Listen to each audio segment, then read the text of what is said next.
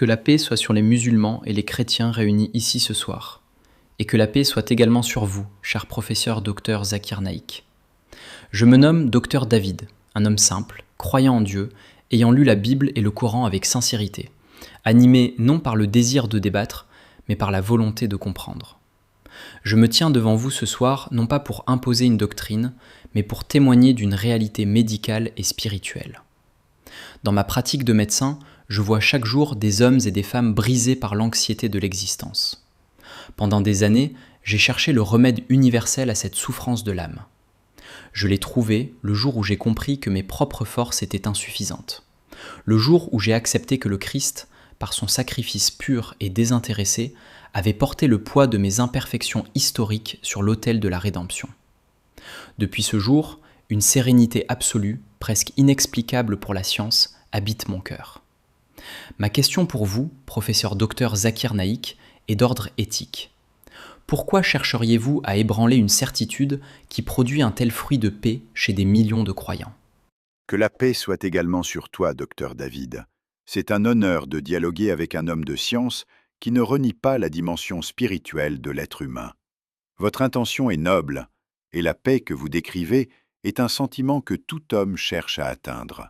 Cependant, en tant que chercheur de vérité, je dois vous poser une question fondamentale.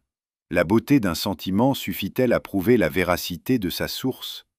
Une boussole qui indique le nord avec une régularité parfaite, est-elle utile si le cadran a été falsifié ? Je ne souhaite pas détruire votre paix, docteur David. Je souhaite tester ses fondations. Car une paix construite sur une illusion est un château de sable face à la marée de l'éternité.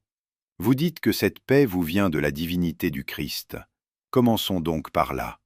J'accepte volontiers ce terrain de discussion, car ma foi n'a pas peur de la réflexion. Pour moi, la divinité du Christ n'est pas une simple théorie.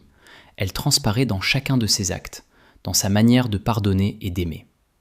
Mais dites-moi, si vous refusez de voir en lui le Fils de Dieu incarné, venu sauver l'humanité, comment expliquez-vous l'impact révolutionnaire de sa parole et le vide immense qu'il laisserait si on le réduisait à un simple mortel ? Sur quoi d'autre que sa nature divine voulez-vous fonder le débat ? Vous basez l'intégralité de votre théologie du salut sur un postulat majeur. Jésus de Nazareth est le créateur de l'univers incarné. C'est une affirmation d'une gravité absolue. Si vous avez raison, je dois me mettre à genoux devant lui aujourd'hui même. Mais si vous avez tort, vous commettez le plus grand sacrilège de l'histoire humaine en attribuant des associés à l'unique. Je vous lance donc un défi académique, d'homme de science à homme de science. Ouvrons les manuscrits anciens. Montrez-moi une seule déclaration textuelle, indiscutable, sans l'ombre d'une interprétation allégorique ou d'une déduction théologique tardive, où le prophète Jésus regarde la foule et dit « Je suis le Dieu Tout-Puissant » ou « Adorez-moi à l'exclusion du Père ». Si vous me présentez cette preuve textuelle maintenant, le débat s'arrête et j'embrasse votre foi. Vous cherchez une formulation juridique là où le Christ parlait en parabole et en révélation progressive. Lorsque Jésus dit dans les textes « Avant qu'Abraham fût, je suis », ou lorsqu'il pardonne les péchés, prérogative exclusive du divin, il affirme sa nature supérieure. La paix que je ressens ne vient pas d'une phrase isolée dans un dictionnaire, elle vient de la globalité de sa présence et de l'impact de son amour. Docteur David, un médecin ne peut pas se contenter d'un diagnostic basé sur des impressions générales quand la vie du patient est en jeu. Vous parlez de formules indirectes. Le terme « je suis » était une expression courante dans la langue de l'époque pour exprimer la préexistence dans le décret divin, tout comme Jérémie était connu avant de naître selon les Écritures. Quant au pardon des péchés, les prophètes de l'Ancien Testament l'accordaient aussi au nom de Dieu. Pourquoi rejeter la clarté pour embrasser l'ambiguïté ? Si la divinité de Jésus était le pilier central du salut, pourquoi l'aurait-il caché derrière des métaphores compliquées au lieu de l'énoncer avec la clarté d'un commandement ? Vous vous focalisez uniquement sur l'absence d'une phrase magique. Mais la théologie ne fonctionne pas comme un code informatique. Jésus n'avait pas besoin de crier sa divinité sur les toits, ses miracles et surtout sa mort sur la croix pour racheter nos fautes parlent d'eux-mêmes. La clarté que vous cherchez se trouve dans l'œuvre du salut. La loi mosaïque était impossible à respecter parfaitement pour l'homme. C'est pourquoi le Christ est venu accomplir cette loi à notre place et nous offrir la grâce. Ma question est donc la suivante. Si vous niez ce sacrifice salvateur qui nous libère du poids du péché, que faites-vous de la miséricorde de Dieu ?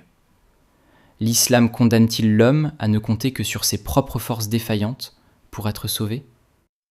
Allons plus loin, dans la logique de cette paix que vous attribuez au sacrifice de la croix.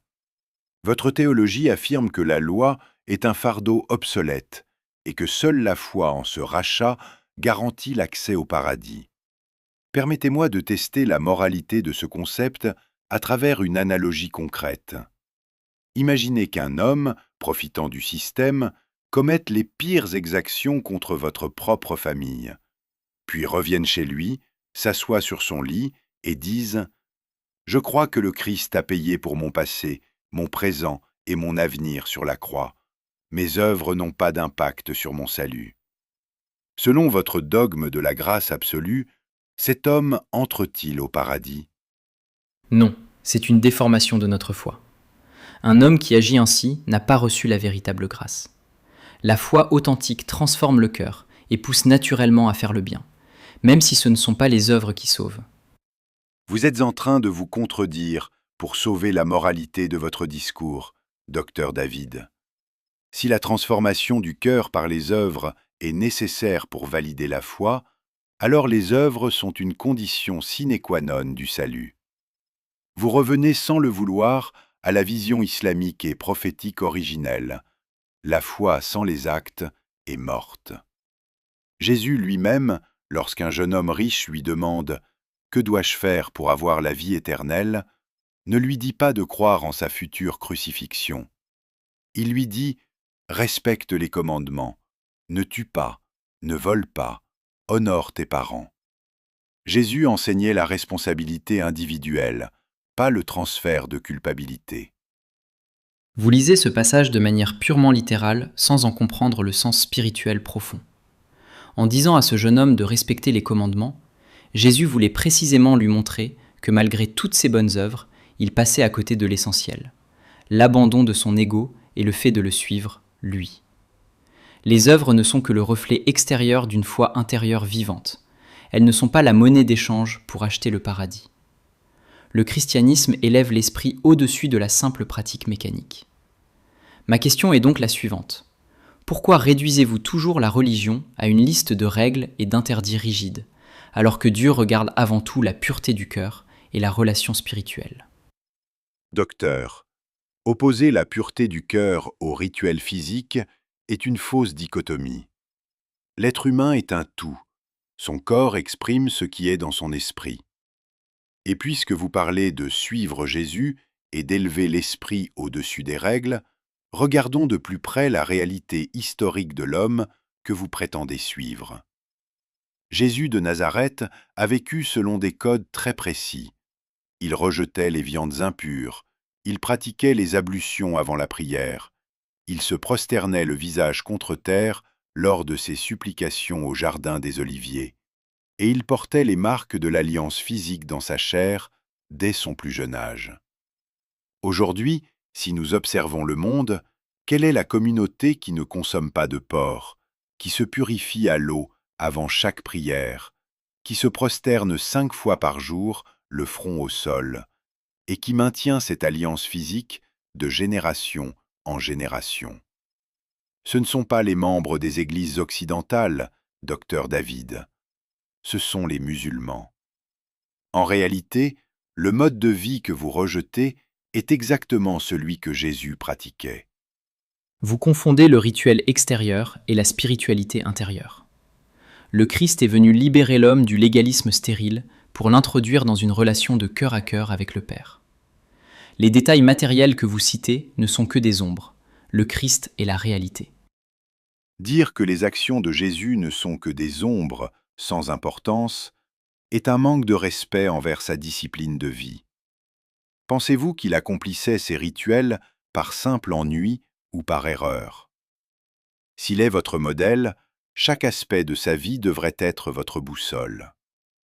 En choisissant ce qui vous arrange et en jetant le reste sous le tapis de la liberté spirituelle, vous ne suivez pas le Jésus de l'histoire, vous suivez le dogme réécrit par les conciles des siècles plus tard. Malgré toutes vos démonstrations textuelles et vos arguments logiques, vous ne pourrez pas effacer ce que je vis au quotidien. Cette paix dans mon cœur est ma boussole.